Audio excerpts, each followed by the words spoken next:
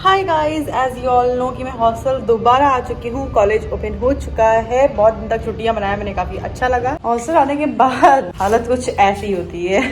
पूरा कमरा इतना ज्यादा गंदा हो चुका है कि उसके बारे में कहना नहीं है। बस आप लोग देखते जाओ कि मैं कैसे कैसे क्लीन करती हूँ। I will show you.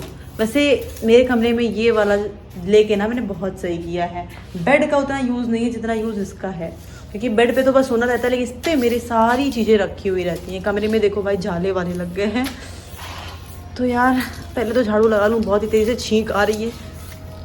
I don't know सही रहेगा या गलत, लेकिन अभी मैं एक चीज़ करने वाली हूँ। मैं लेके आई हुई हूँ यू नो बाल्टी में भर के पानी बाथरूम से, और इसको अपने रूम के फर्श पर गिराने वाली हूँ। कितनी तेजी से गर्म हो रही है फर्श, इतनी ज़्यादा तेजी से कि मैं स्लीपर उतार के यहाँ पे लिटरली खड़ी भी नहीं हो पा रही हूँ। तो मुझे लगता है फर्स्ट थोड़ी सी ठंडी करते हैं। आई डोंट नो, मैंने इसके पहले नहीं किया। आप बताना ऐसा करना सही रहेगा या फिर और ज़्यादा गर्मी होने लगेगी। एक्सपीरियंस आपको बाद में बताऊंगी। लेकिन कुछ भी हो, गर्मी लगे ठंडी लगे, लेकिन थोड़ा सा क्लीन सा लगने लगेगा, मतलब थोड़ा सा रिफ्रेशिंग पानी वाली वाइब। तो देखते हैं क्या होता है गाइज। वेट, कैमरा करते हैं सेट। छत के नीचे का पोर्शन देखते रहो आप लोग। गिरा दिया पानी।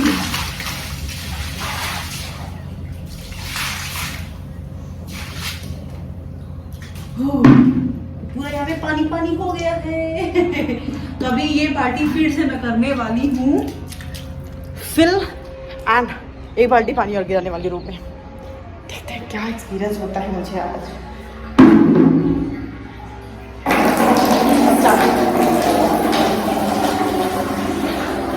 होना तो चाहिए कुछ अच्छा, बट देखते हैं क्या ही होता है। ओह शिट, इस कमरे के अंदर पानी डालते ही ये पानी लग रहा है ना, किसी ने बॉईल करके रखा है। सच में एकदम गर्म हो गया यार। यू कैन सी गाइस, पानी एकदम गर्मा गर्म हो चुका है।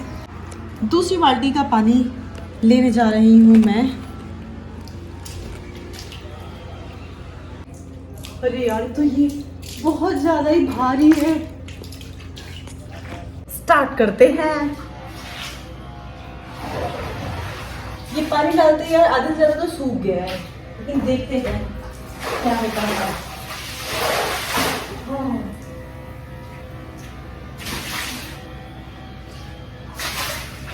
पानी तो यार कम पड़ जा रहा है कमरे के अंदर। पूरे कमरे में पता भी नहीं चल रहा है कि मैंने पानी भी डाला हुआ है।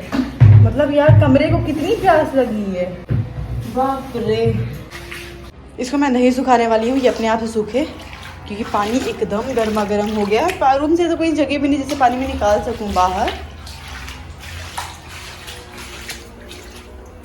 पता नहीं मैं ऐसा फील कर रही हूँ या फिर ऐसा सच है कि कमरा कुछ तो ठंडा हुआ है, और पानी जो उबला उबला सा लग रहा है, ये पानी अब एकदम ठंडा हो चुका है कमरे में आने के बाद। आपको एक बात बताऊँ, हॉस्टल में ना अभी अगर कोई टंकी नहीं चलाता है तो दोपहर के टाइम में एकदम उबला हुआ पानी आता है। एकदम जैसे मतलब लिटरली जो हम एकदम पानी को बॉईल कर देते हैं, वो जिस सिचुएशन में उबलने से पहले एकदम एग्जैक्ट पहले होता है, वही वाले कंडीशन में हमारी टंकी से पानी आजकल आता है। मुझे तो ऐसा लगता है टंकी पिघलती कैसे रही है। फिर भी होगा कुछ लॉजिक, ऐसा स्ट्रॉन्ग फाइबर होगा। और बाहर ये सारे जितने फ्लावर प्लांट्स लगे हुए हैं ना, ये सब एकदम बढ़िया से खिल गए हैं। तो अभी गाइस मैं जा रही हूँ शावर लेने, क्योंकि पूरी जो बॉडी है वो एकदम गंदगी से भर चुकी है। आपको बताऊँ कि मैं जब हॉस्टल आई थी तुरंत मैंने एक बार शावर लिया हुआ था, बट गर्मी सोने के बाद इतनी तेजी से लगने लगी है कि फिर से मुझे शावर लेना पड़ेगा सफाई करने के बाद, क्योंकि मिट्टी बहुत ज्यादा उड़ चुकी है और पसीने की वजह से मेरी स्किन पे चिपक चुकी है। मैं इसको बर्दाश्त नहीं कर सकती, इसलिए मैं जा रही हूँ फिर से शावर लेने। दोबारा आज मैंने शावर ले लिया हुआ है, वो भी उबले पानी से। अगर आप भी हॉस्टल आ रहे हैं यार, तो इस तरीके की छोटी छोटी प्रॉब्लम्स तो झेलनी पड़ेंगी। ज़रूरी नहीं है कि जो प्रॉब्लम मैं फेस करी हूँ वही है, लेकिन ऐसी ही कुछ प्रॉब्लम्स आती ही रहती है छोटी मोटी सी।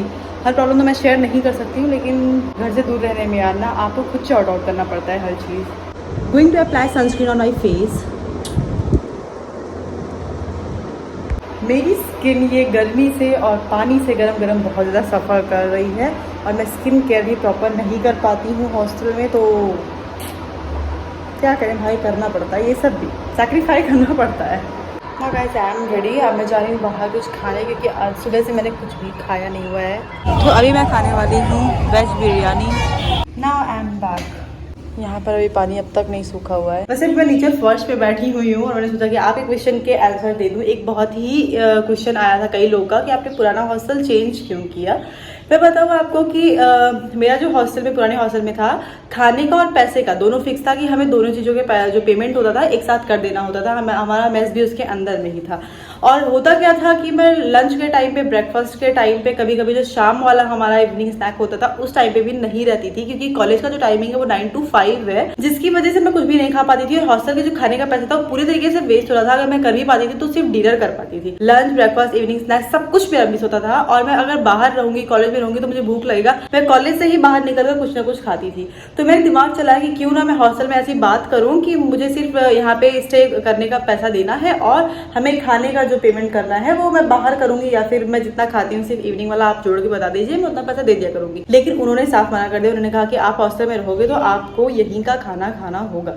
तो मैंने कहा अच्छा। और वहाँ पे जो खाने का टेस्ट था बहुत ज़्यादा मसाले वाला था और मैं पूरी तरीके से फंस चुकी थी कि अब खाना है तो यहीं खाना। भाई कितना दिन बाहर खाऊंगी, क्योंकि मैंने पेमेंट तो वहाँ करी हुई है, मैं डेली लंच बाहर कर रही हूँ, तो मेरा डबल पैसा वेस्ट हो रहा था।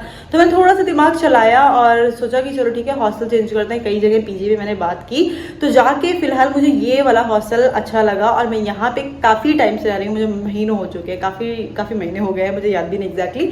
तो यहाँ पे रहने लगी। यहाँ पे क्या है, मैं सिर्फ रहती हूँ और बाहर के मेस में जो है कभी कभी खाना लेके आती हूँ। और कभी कभी ऐसा होता है कि मैं टिफिन वाले से बात कर लिया, मैं टिफिन में मंगवा लेती हूँ। या फिर हमारे यहाँ के मतलब पास में एक दूसरा हॉस्टल है, वो मेस जो उनका मेस है वो खाना देते भी है, तो वहाँ से मैं कभी कभी खा लेती हूँ। तो ये बहुत सारे लोगों ने क्वेश्चन पूछा था। और पुराने हॉस्टल में जब निकलने लगी तो उनका बिहेवियर बहुत ज़्यादा गंदा था।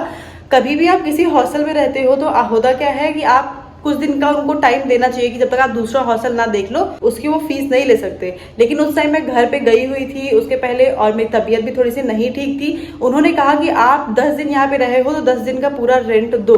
हमसे जबरदस्ती आधे महीने का पूरा पैसा मांगने लगी थी। तो थोड़ा सा मुझे ये हुआ कि यार जब मैं रूम ढूंढ रही थी, मैं पहले ही छोड़ दी होती, मतलब बहुत सारी चीज़ें थी, तो वहाँ पर मेरी बहुत ज़्यादा बहस भी हो चुकी थी। अगर बाहर रह रहे हो यार तो ये सारी चीज़ें फेस करनी पड़ेंगी आपको। मैंने ये क्वेश्चन का आंसर देना जरूरी समझा उनके लिए जो अभी हॉस्टल में रहने आने वाले हैं, कि बहुत चीज़ों से अवेयर रहा जाता है और बहुत चीज़ दिमाग लगा के करनी पड़ती है आपको। मे बी आपको समझ में आ गया होगा कि मैंने हॉस्टल पुराना वाला क्यों छोड़ा था। जब बाहर रहने लगते हो ना तो आपको पैसे से लेके अपनी खुद की रिस्पॉन्सिबिलिटी से लेके अपने हेल्थ से लेके पढ़ाई से लेके सब कुछ खुद मैनेज करना पड़ता है। पहले मेरी मम्मी कहती थी कि कैसे करोगी ये काम, कैसे करोगी ये काम, ये कैसे होगा, ये कैसे होगा। तो मैं कहती थी टाइम आने में मम्मी सब कुछ हो जाता है।